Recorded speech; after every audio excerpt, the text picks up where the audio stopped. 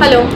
Hi everyone. In today's episode we will be discussing few financial tips for the corporate world. This episode will be useful for those who are about to enter the corporate world or still in the fresher. And for those people who doesn't have a knowledge on finance, this video will help you the few tips and tricks which can be useful in the corporate world.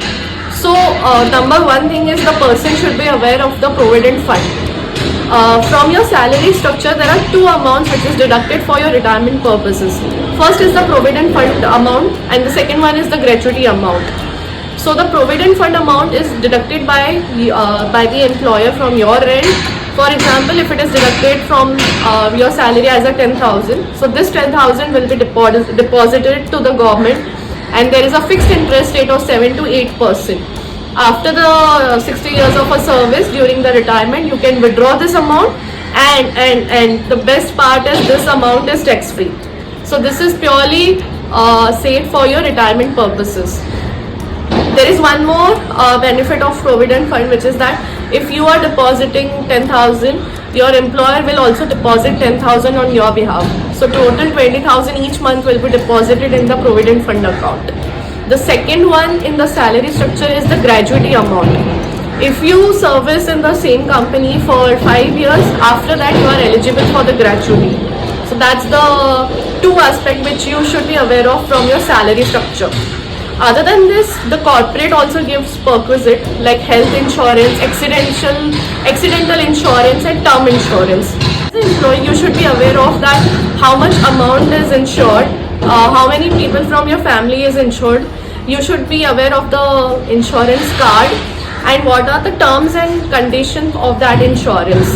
So is there any copay involved? So if God forbid, if any health emergency comes, you should be aware of all these things. So this is the second most important aspect which I think most people are not aware. Is the meal allowances and transportation allowances.